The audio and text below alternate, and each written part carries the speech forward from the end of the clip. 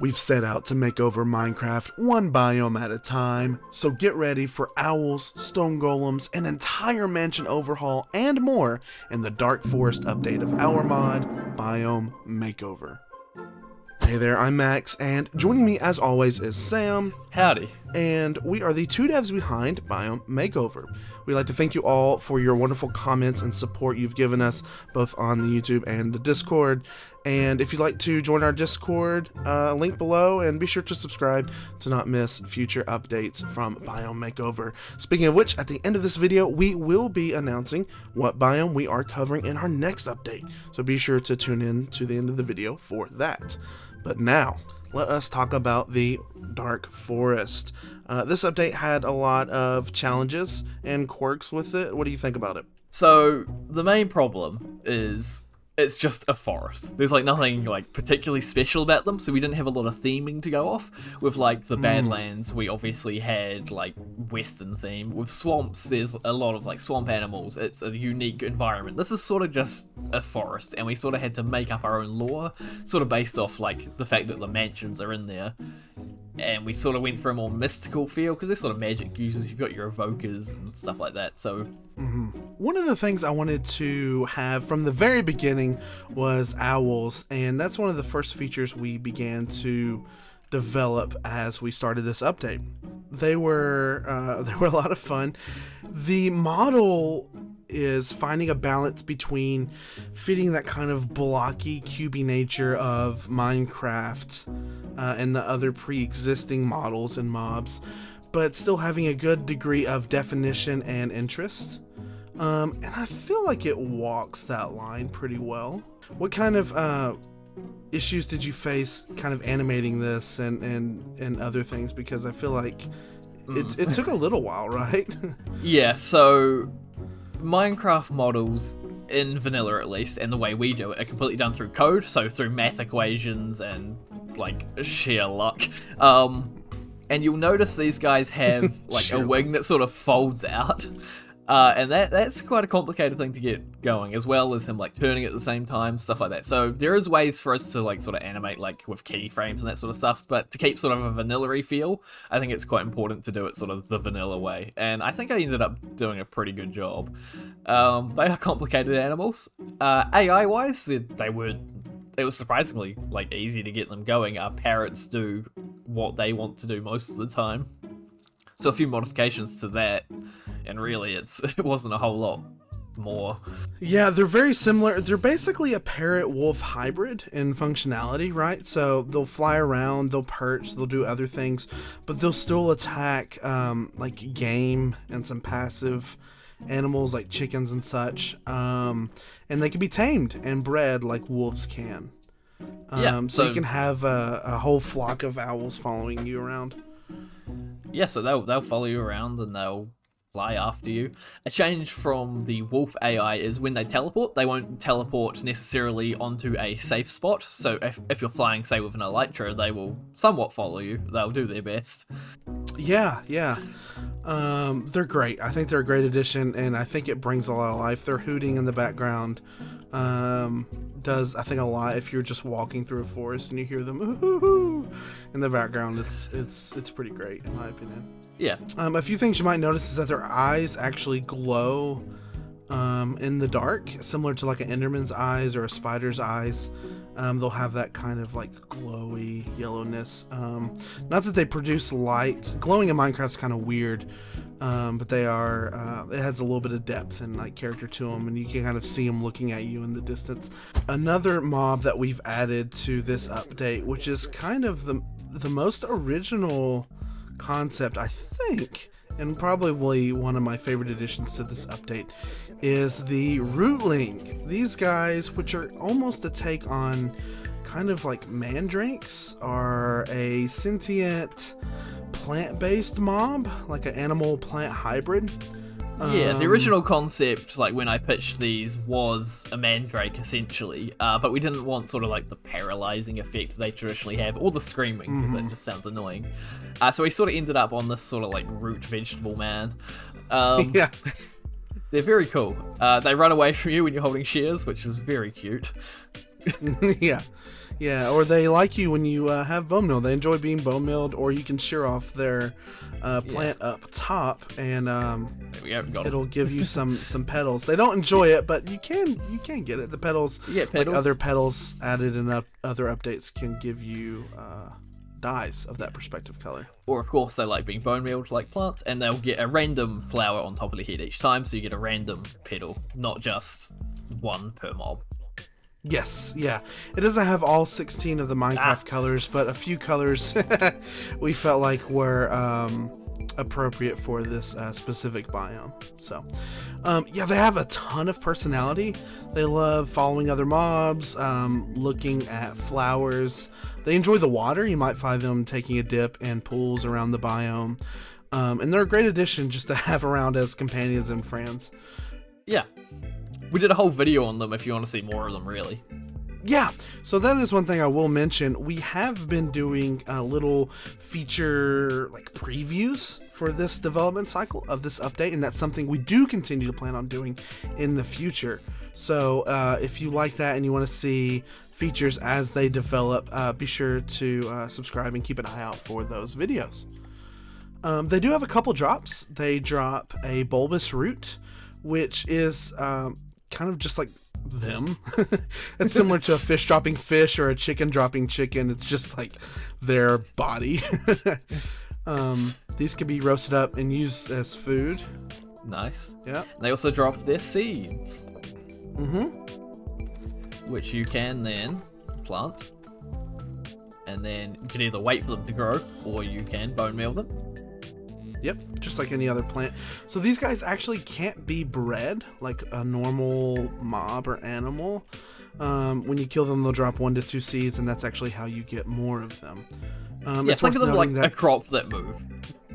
Yeah, basically. They're just like a really quirky, fun, interesting crop that might run away from you. Their bulbous root can also be crafted with an Illunite shard, which we'll get into later into the video, to make stunt powder.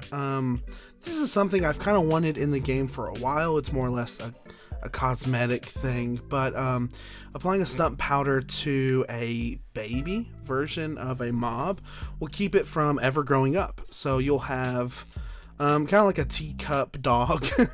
You'll forever have a baby version of that mob, and it should work with any baby. You can do it on baby owls, pigs, cows, wolves, whatever you want. Yeah, should work on modded animals as well. Anything that can be babied should technically work, hopefully.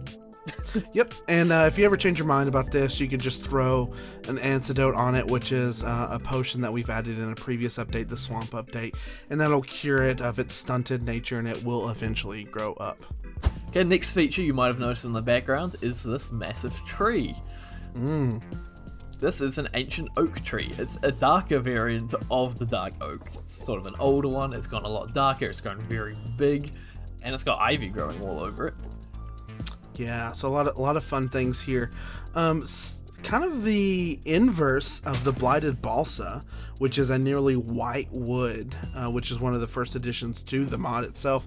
The dark oak, I wanted a very dark, almost ebony wood within the mod, and I think the dark oak forest, having really old, ancient versions of the dark oak trees, which themselves are kind of old versions of oak trees, works really well with the mod. This actually not only looks really good, it has, of course, planks, doors, fences, everything that you would expect with a normal wood variant, but it adds a lot to the generation of the biome itself. One thing that we might talk about later in the video is a lot of players, especially at night, when they're traversing this biome, will just hop on top of the canopy and just run along the leaves and not worry about mobs or anything, which kind of defeats the whole purpose of the biome itself. So the ancient oak adds a lot of dimension, adds a lot of height, adds more shade and darkness to the biome, makes it a lot more interesting and dynamic, and also makes it slightly harder to traverse, and I think is a great addition. You'll see it quite a bit in our mansion overhaul, which we'll also mention later. You'll also find that it's occasionally covered in ivy. Ivy was another thing that I pitched to Sam, and I think it's a great addition. Similar to vines, it adds some green and interest to any block you want to place it on, but it's a little bit different. Ivy can be placed on any side of a block, and it sort of just spreads out as you'd expect.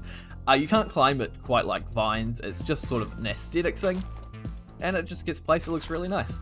It helps add to the kind of enchanted, overgrown nature of this biome. Not only does it fit the foliage and other plants within the biome itself, but I think you'll add a lot to future builds. I love kind of old, overgrown cottages and that kind of thing, but vines have always felt kind of out of place for me. They still kind of feel tropical and very woody in nature, whereas this is legitimately ivy. It's very leaf covered, and I feel like it can do a lot for builds. Another feature of the Ancient Oak is it comes in a 1x1 variant, which looks really cool. It's nice, it spreads out a lot, and I really like it. It's a really good looking tree. Yeah, it's great. I love all the branches that kind of branch out and give a lot of shade and coverage. And along with that, what we did is we added a 1x1 variant of the normal Dark Oak. Just so it's not alone in being the only tree that is only 2x2. We give it a 1x1. That, again, it looks really nice. It adds a lot to the forest, gives it a bit more dimension and a bit more flexibility, and it looks good. These 1x1 Dark Oak and Ancient Oak can generate naturally within the biome. So they'll give more breathing room kind of at the ground level, which a lot of people have said that that's very claustrophobic, but still give a large variety to the height of the biome, all the foliage and the canopy, and still give a good amount of coverage to the biome. If you come above the trees, running along the canopy, you might notice some flowers. So this is Itching Ivy, which will slow you down as you walk along it. It's one of the things to dissuade you from sort of just running along the top of the canopy. And along with that is the Moth Blossom, which is a really pretty looking flower. This can be placed similar to just either the Itching Ivy or the Ivy. You can place it on any side. It's really good decoration. And again, it's just one of those aesthetic things that look really good. Yeah, I love the particles that come off of this guy. It adds a lot. I think it can be used in a lot of builds, and it adds a lot to the biome in World Gen as well. One interesting thing about these that you might notice is that they're called the Moth Blossom, is that they attract moths, which is a new hostile mob we've added to this update. Yeah, these guys are really cool. There's really not much to say about them. They're sort of just like a general hostile mob. It's like a skeleton or a zombie. There's not a whole lot special to them. But these guys will spawn on the canopy at night, so they'll spawn on the leaves at night, again, to dissuade you from just running along the top. And they are attracted to both light and these moth blossom flowers. So they sort of like to hang around and, you know, just do what they do. Not only will we find that you're slowed down by the Itching Ivy, that you'll find these moths generating, and they'll come and attack you at night. So you kind of have to make a choice between, hey, do I want to traverse the kind of dangerous canopy that slows me down at night and has these moths that will come and attack me, or do I want to go underneath and traverse the creepers and skeletons that I'll have cover from but still have an issue? So in a way, there's like two different challenges within one biome that you as a player have to make a choice to traverse and explore, which I think is a lot. These guys were a lot of fun to make as far as the model and texture goes. It looks really good. Yeah, I'm pretty proud of them, honestly. Their wings have kind of a scary, almost skeletal face to them, in a palette that's very appropriate for the biome itself and other features within the biome itself. I don't know, they're a great addition. It's only the second time we've added a hostile mob, but this one's completely original. The Decayed and the Swamp update is, of course, based on the Drowned/Zombies, but this is our first like completely original hostile mob, and I love it. I think it turned out great. It'll be a great addition. Of course, one of the biggest questions with this is, what do they drop? They drop their moth scales, which moths in real life have like scales and fuzz, which is crazy. But these have a couple of applications which you might find useful. So if you take the moth scales and you brew them up, you will get Potion of the Nocturnal. So these are sort of different potions in the standard potions of the game. These ones actually last 60 minutes for the normal one, or 120 minutes for the extended one. That's and what 2 this does, hours. Yes. And what that does is it stops phantoms spawning for the duration of the potion.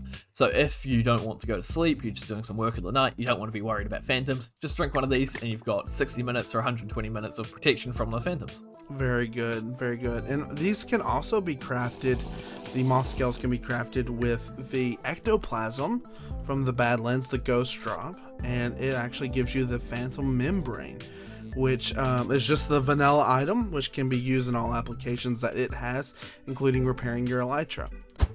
A few other things you might have noticed in the background is we've added a new mushroom block into new flowers. With the flowers, we wanted some more variety with the two-tall flowers, not only within the game, but within the biome itself. So we added the foxglove, which is a purple two-tall flower. It functions as you expect with any other two-tall flower in the vanilla-based game.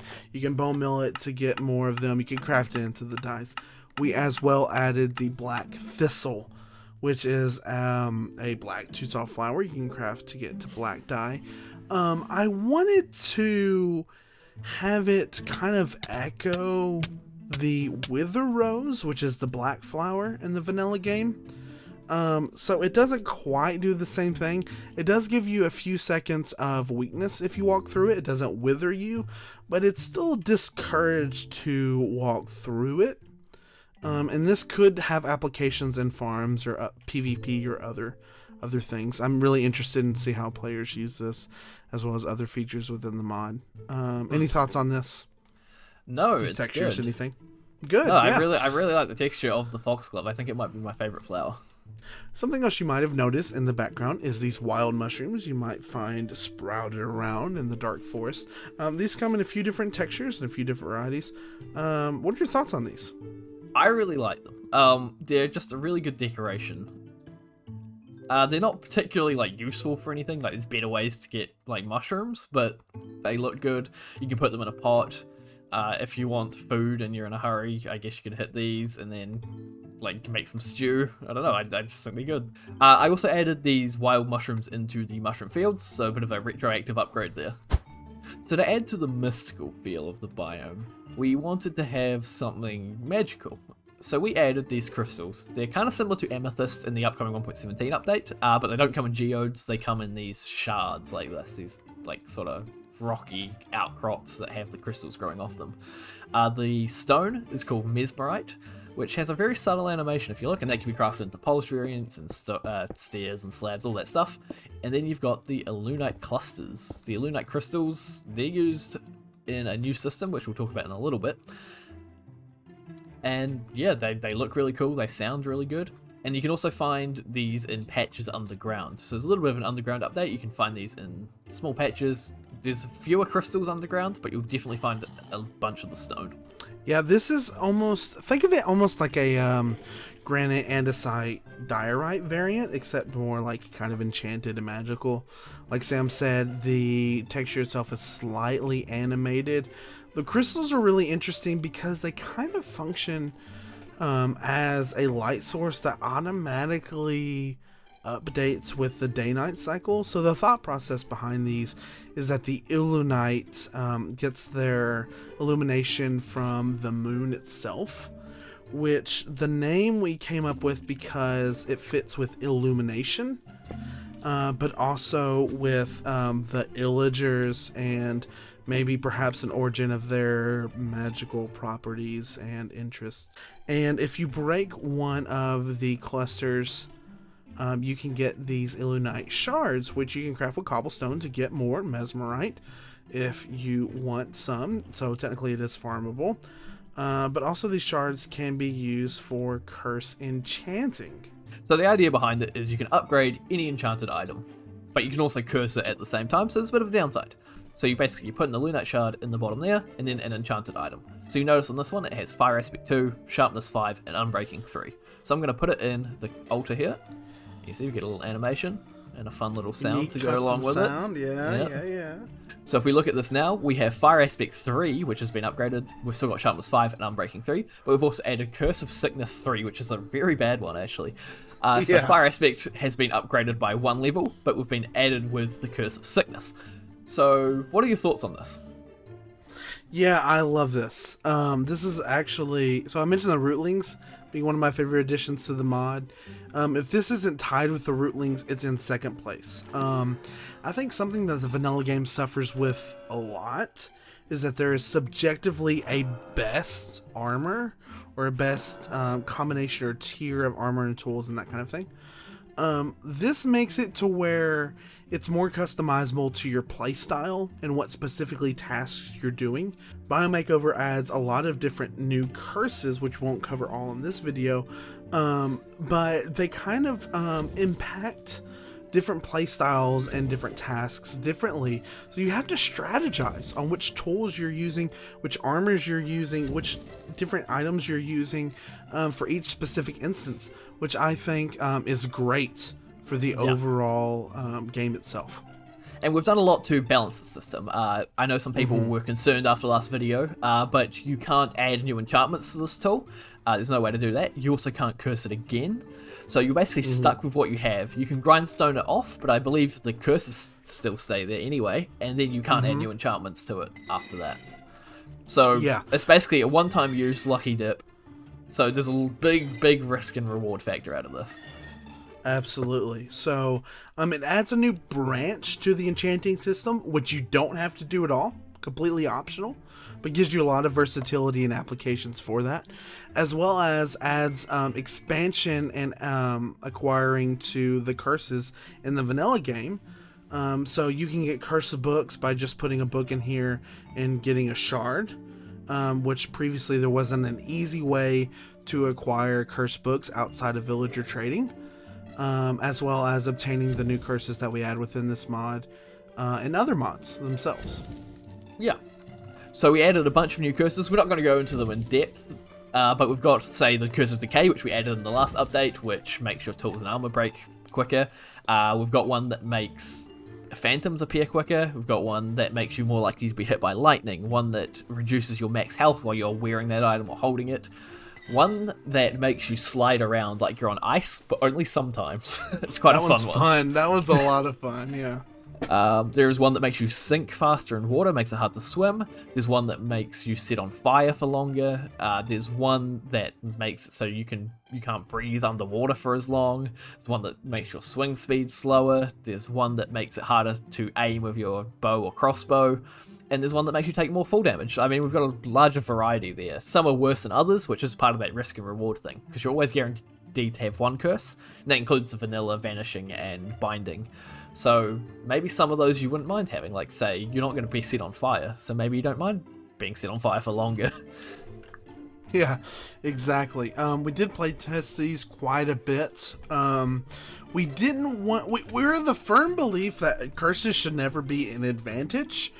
We've seen other mods add curses that can be just good most of the time, which to us is like pretty crazy because they're meant to be bad enchantments. But like the Curse of Sliding, for example, went through a lot of iterations, and like there was instances where you were always sliding.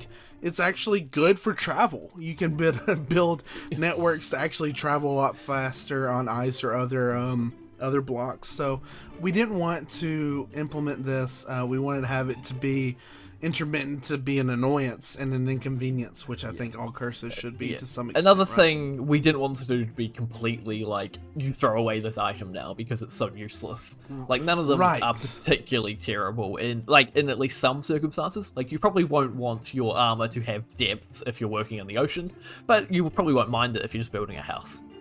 So the rest of the video will be covering our update to the Woodland mansions.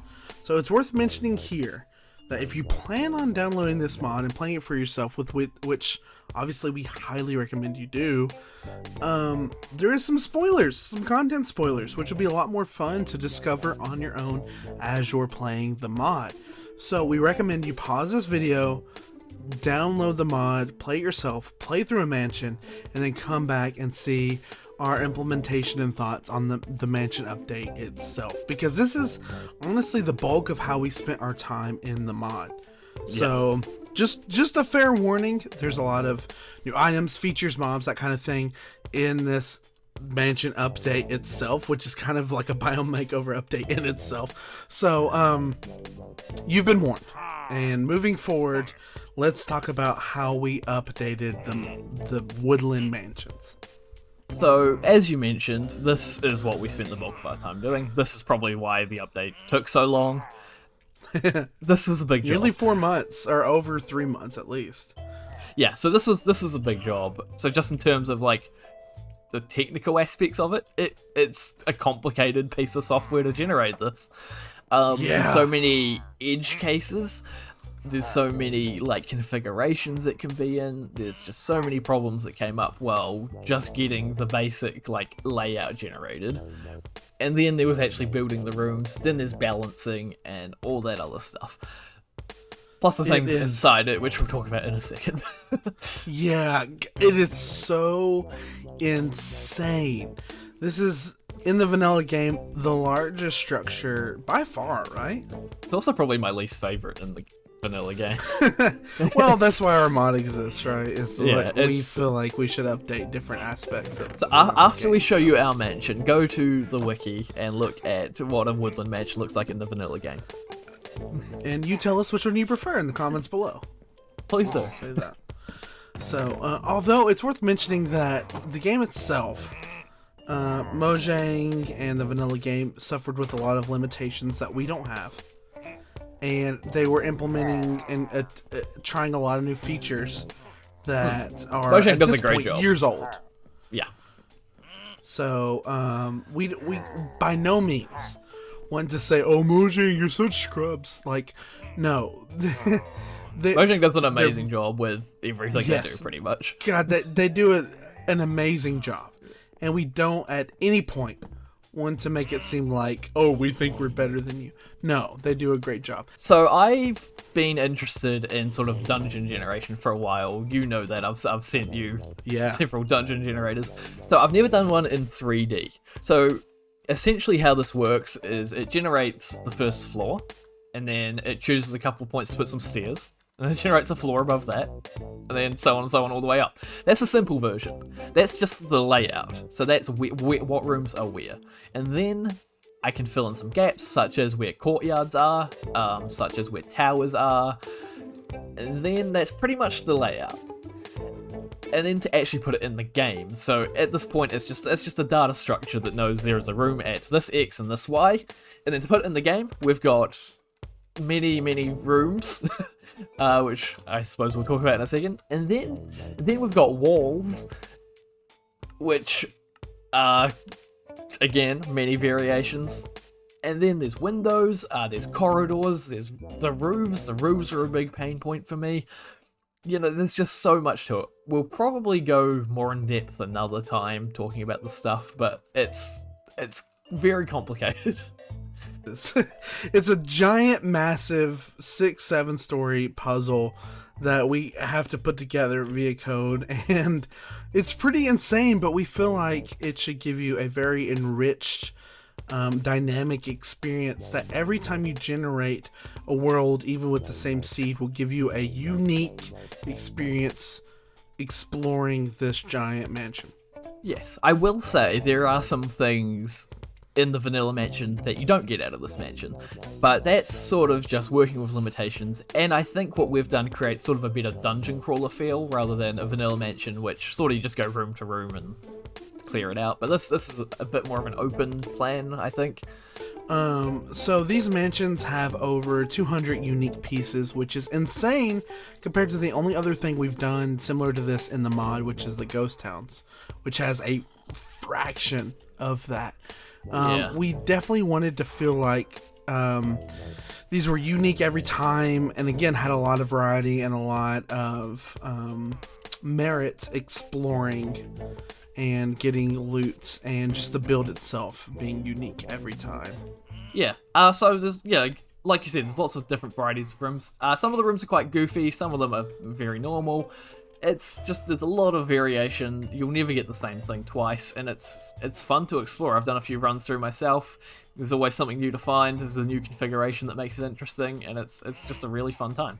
The mansion itself, you'll notice, is a little more tight and claustrophobic feeling, because we did want it to feel more like, oh, you're exploring a maze-like dungeon, and be more of a challenge for the player. Because largely, if you're geared up for these mansions, the vanilla ones aren't really much of a challenge, and they're not much of a reward either, so we wanted to change both aspects of that.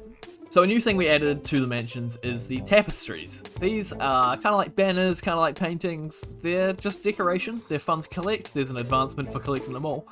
And yeah, what were your thought process on making these? Because I think they all look really good. Yeah, so the thought behind these is that illagers are kind of their own, like, race and species to an extent. So they probably have their own culture and different things that they can do. So the tapestries are an item that the player cannot craft themselves, but are a reward and an incentive for exploring the mansions. They come in the vanilla 16 colors, as well as an additional one which we'll cover later. It's like, hey, the illagers can craft and do this thing which the player themselves cannot, similar to, like, hey, a player cannot make horse armor, a player cannot make a bell, because that's something the villagers know how to do, but the player does not.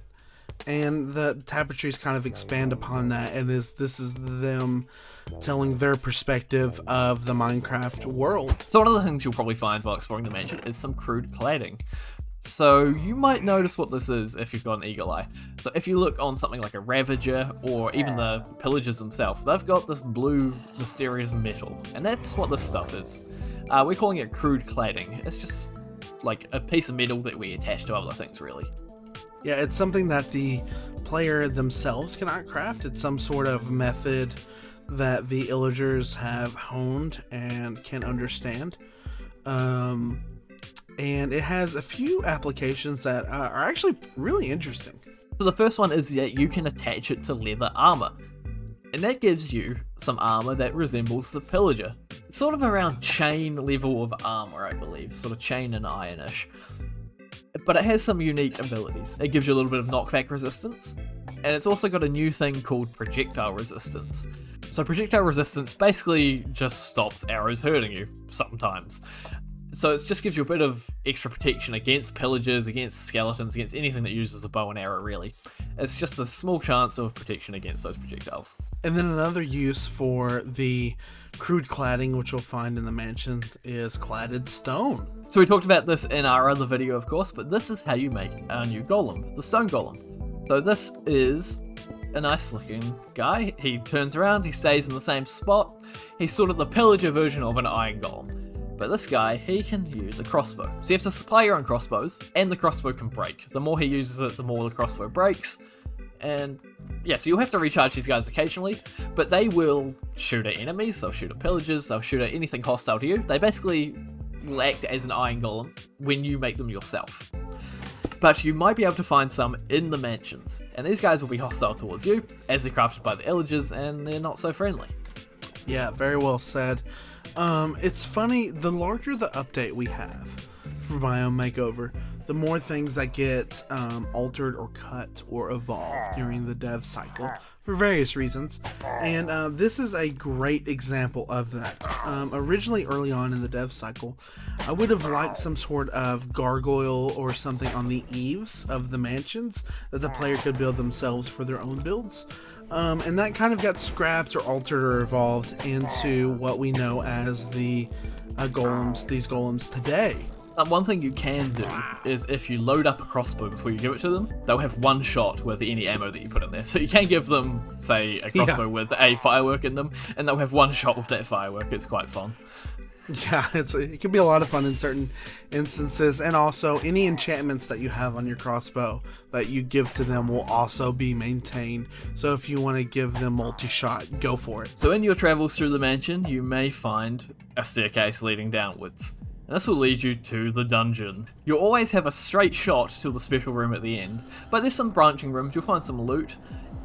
You won't find any illager spawns in here, where it's mainly natural spawns and the occasional spawner.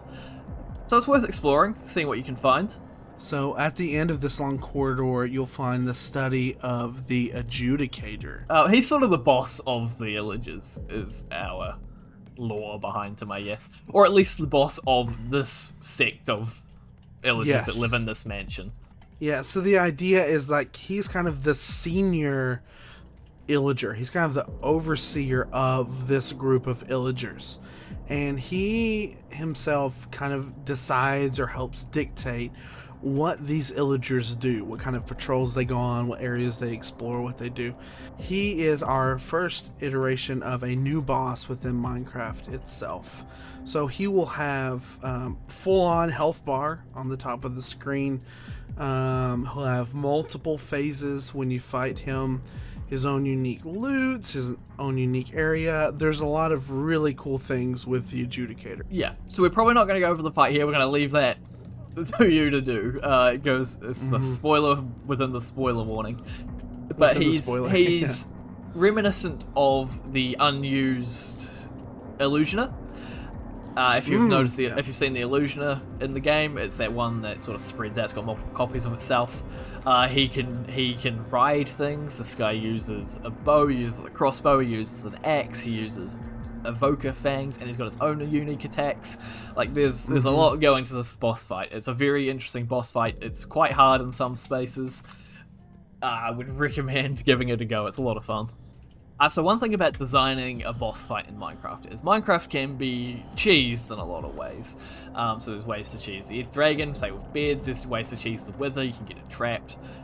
There's definitely going to be ways you can cheese this fight. It's just unavoidable. For sure. We've done quite a few counter things to stop some of the obvious ones. So I want to see if you come up with anything. Let me know. I want to see what it is. Yeah, for sure. Tell us in our Discord if you're like, oh, I built a redstone TNT machine just to fight the Adjudicator, because I figured that's out cool his though. spawn I like that. mechanics and That's shit. fine. Please That's do that. so cool. Please do that, and please add us. Like that's the coolest thing in the world. So we're really interested to see not only how the community is interested and interacts with the mansions as a whole, but specifically this boss battle, because it's a big step for us within the mod itself. So he does have two unique drops. One is more or less a trophy item alone. It is a unique 17th tapestry that was mentioned before. That's kind of more or less like his garments that you can hang up and tell your friends, hey, I conquered an Adjudicator. Aren't you proud of me? Aren't I cool? And then the other one is we felt like the Totems of Undying previously, when mansions were introduced, were a unique item to them that can be incredibly valuable, but now they're very easy to obtain in raids, and we wanted to expand upon what limited lore is there, so we added the enchanted Totem of Undying, similar to a golden apple and an enchanted golden apple. This is a little more overpowered, but it's still in a balanced way because they're incredibly finite. If you would have died, this will activate and will give you longer buffs, better buffs, will restore you up to more health than just a regular totem, but it's more likely that you'll hang it up in an item frame in your base and brag to your friends, or sell it for stacks of diamonds. So as normal with every update, we add a new music disc, and this one is no exception. We've added a new disc from Demanio Baldoni, sorry about that. It's a music that's called Red Rose. We were not going to listen to it here, you're going to have to listen to it in-game, but it's a cool track, fits the theme very well, so thanks for him for putting his music up in a open license that allows us to use it as we do. And of course we have new advancements. There's quite a few this time, a lot of them covering, say, the mansion or the Rootlings, just anything that you can think of probably got some sort of advancement around it. They act as a good guide. They guide you through the mod in a way, so if you're unsure about something and you don't want to refer back to here, just check out your advancements. There might be something that points you in the right direction. And as always, at the end of these devlog videos, we like to announce what biome we will be making over next. And we wanted something that was a little smaller in scope, something more manageable. This was a pretty massive update, and it took a while for us to get out. So we thought the perfect fit for us would be beaches. Yeah. Well, it's an update that nobody asked for. But I think absolutely no one. Nobody asked for this ever. But there's a lot of stuff we can add to this. It covers a wide variety of the world. Like, we have some cool ideas. It's a smaller update. We wanted a bit of a break from this large update. We just wanted something smaller. Then we'll get back to a big biome after this one. But yeah, we hope you enjoy what we have to offer. Make sure you're subscribed. We're going to be posting previews like we did for this one. And we'll also have a important update video that's coming out pretty soon after this. Yeah, we've got big plans for the future, cool project ideas. You know, there's going to be a lot coming. Yeah. We have a lot of interesting and fun things planned that's kind of floating around in the ether right now. So be sure to subscribe and turn notifications on if you haven't already so you don't miss any of those. I would like to thank everyone again for the amazing support. We had the best and largest amount of feedback on launch that we've ever gotten. And we look forward to seeing you in the next update. Take care.